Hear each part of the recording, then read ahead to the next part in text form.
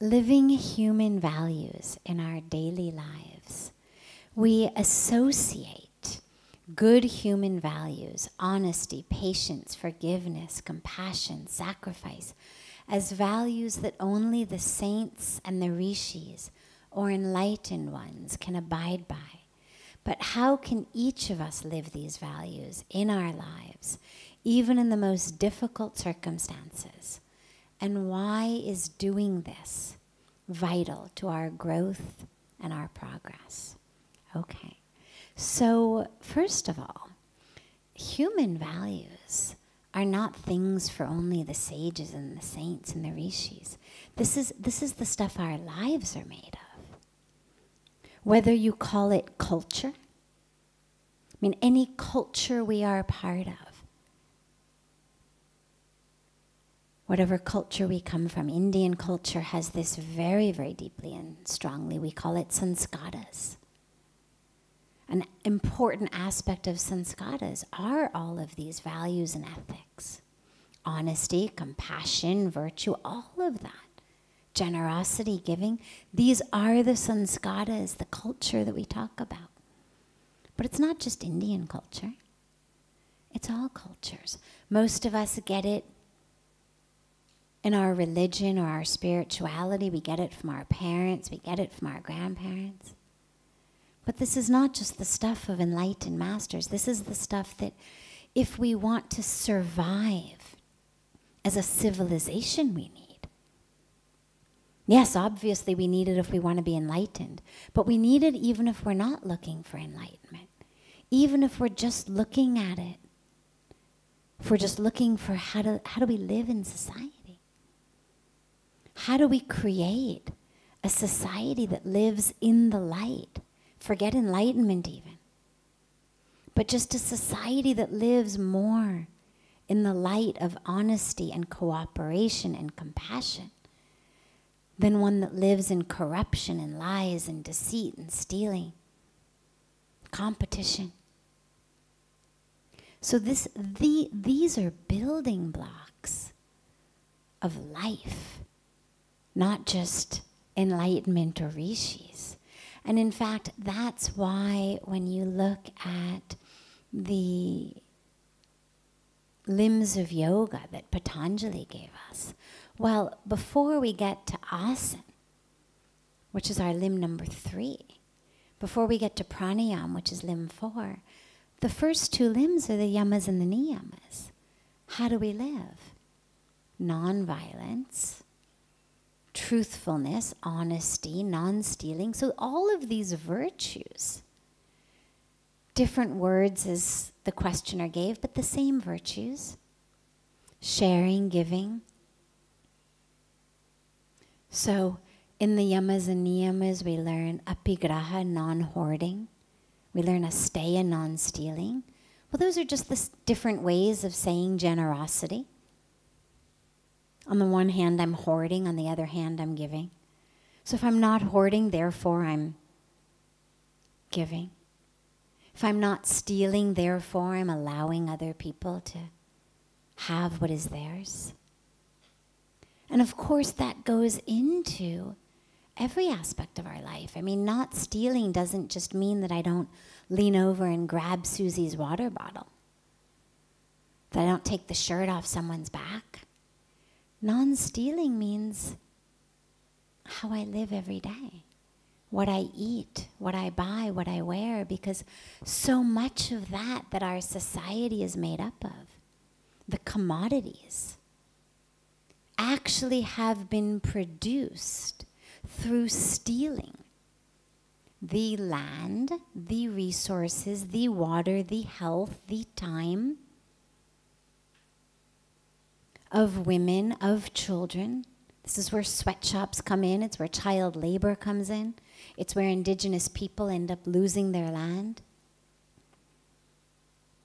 So every one of us is compelled, if we want to live a life that's yogic, that's dharmic, that's righteous.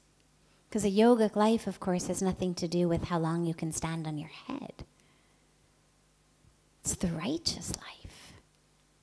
It's the dharmic life. So these virtues are things that are crucial in all of our lives.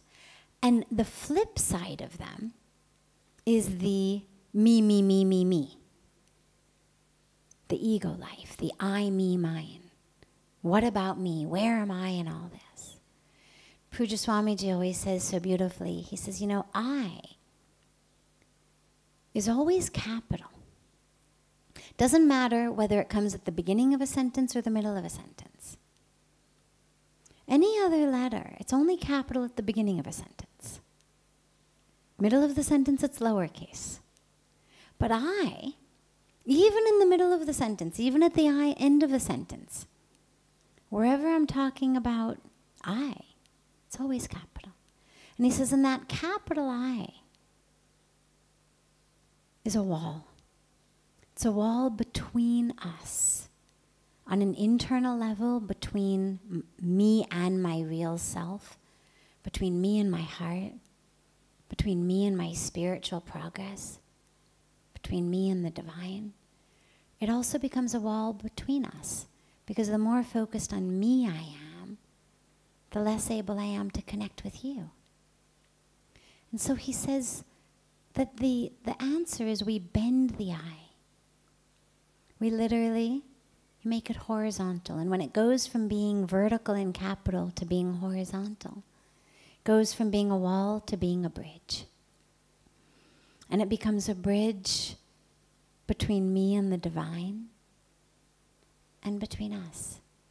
Because it's the I that makes us contract on the inside. When you're in a fight with someone, and think about it for a minute. Think back to the last fight you had with a loved one. Someone you love, a family member, a friend. Think back to the last fight you had with them. Chances are you won't even be able to remember what it was about, because we fight over stupid things. But what's important in the fights is it's always, I don't want to give in. I'm right. And yeah, we're right. But that sense of holding on to our rightness causes us to contract on the inside. And it makes us separate from our loved ones. And it makes us stand even taller, even more rigid. And this is where in Indian culture there's such an emphasis on bowing. Why do we bow all the time? And it's not just Indian culture, it's actually so many of the Asian cultures. The religions, the cultures, we're always bowing. Why? Because it reminds us, be humble. Be humble. And be a bridge. Rather than standing rigid and tall, if I can bow, I become a bridge. And that reconnects us. And whether it's myself to my own heart I've lost, because I've contracted and constricted so much on the inside, that I've lost even the way to my own heart. Or with my loved ones, with my community, with my colleagues, or with me and God. Sometimes we get so set in our ways, set in what's right, that we lose that ability to be a bridge. And that's where we lose. And so all of these virtues, compassion, patience, giving, they're virtues of connection to each other and to ourselves as divine beings. Because when we have patience for ourselves, what it is it's the divine one in us, seeing and recognizing the human one in us. It's the true self seeing and recognizing the vehicle, the vessel. It's the same reason that if your car breaks down on the side of the road, you don't beat it. Or if you do beat it, you feel pretty silly for that afterwards. And if you see somebody hitting their car, most of us think, oh my God, what, look at him, he's hitting the car. Because it's not the car's fault. Car didn't wake up in the morning and say, I know what I'm going to do today, I'm going to break down. That's what happens. It's the same thing that happens to us as humans. We make mistakes. We forget things. We forget ourselves. And so these virtues of love, of compassion, of patience, of caring, of generosity, they're not just for others in the world, they're for ourselves. From ourselves to ourselves. And without that, we can't take another step on our spiritual path. Because until and unless I can have compassion for myself, that I can see myself as worthy of love and compassion, how can I have compassion for another? How can I connect with someone if I'm not even able to open up to who I am? Then who is it that's connecting with them? Then it's just my brain. It's my mind, which is an instrument of separation. Our heart is the instrument of connection. So if I've got my heart all locked up, there's no way I can connect with another being. There's no way I can have real compassion for another being. Real love, real generosity. Then everything I'm doing is just for myself. I may give to you, but I'm going to only give to you so that I can feel better about myself. And it's not bad. It's certainly better than not giving. But it's not quite as high as we can go. And so we need to realize that on the one hand, yes, we say we're only humans. We're not the rishis or the sages. But on the other hand, we need to recognize that all of these virtues are not just for our enlightened masters. They're not just for rishis and sages. The rishis and sages gave us tools for us. The teachings of yoga, the scriptures, the insights, the truths. It's not this is how a rishi should live. It's not how this is how a yogi should live. It's not how this is how the enlightened masters should live. They already know how to live. They don't need a booklet. There's no, how a good rishi lives booklet, how a sage lives booklet. Well, if they're a sage, if they're a rishi, if they're a saint, if they're enlightened, they don't need the booklet. The booklet's for us. So all of these teachings that they've given us are for us. But what we do is we let ourselves off the hook a lot.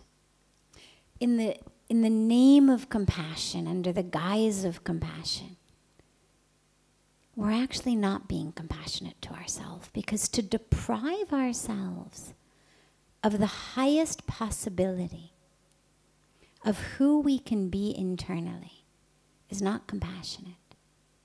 To say, oh, well, you're not a rishi or a sage, you've had a troubled life, you've been abused, you've been abandoned, you've been betrayed, whatever our story is.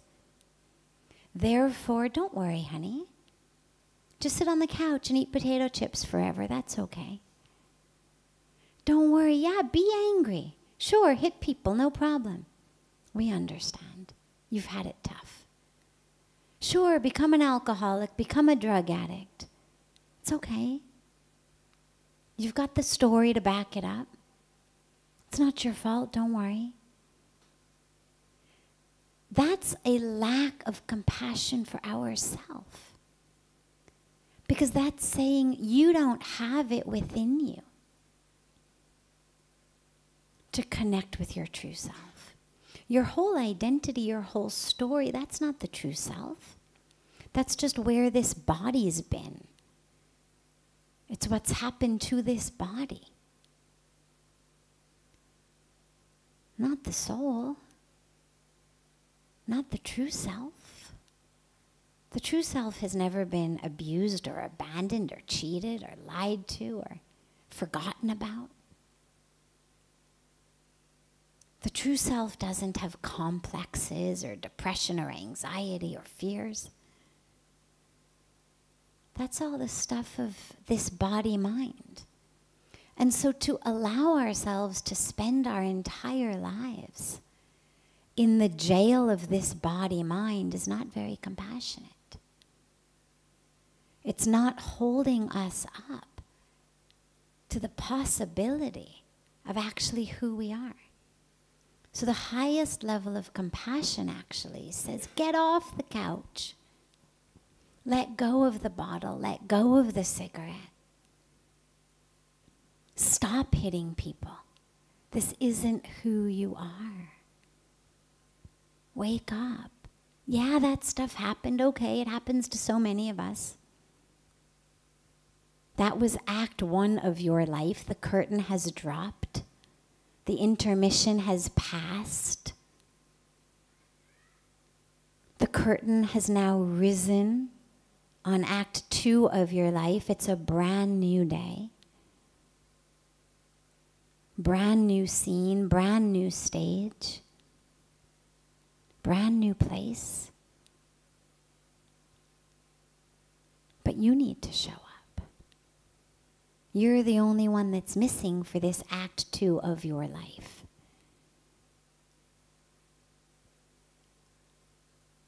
And that's the highest level of compassion. We don't berate ourselves when we slip. We all slip. We don't berate ourselves for, again, having fears or judgments, impatience, pain. But we don't allow ourselves to keep slipping into it. We keep holding ourselves up to that highest truth of who we are. And that's the deepest compassion. That's the deepest generosity. That's what patience is for. It's not let me be patient while I waste breath after breath, minute after minute of my life. It's let me have patience while I climb these steps. Let me have patience while I open the curtains to let the sun in. Let me have patience while I peel my layers back one by one. Because that's the stuff we need patience for. And then, of course, we can have it for others. But make no mistake, those virtues are not virtues just of those living in the caves who are already enlightened. Those are virtues they've given us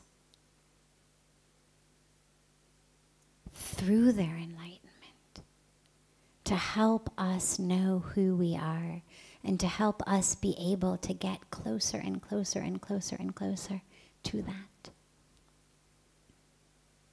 So those are for everybody.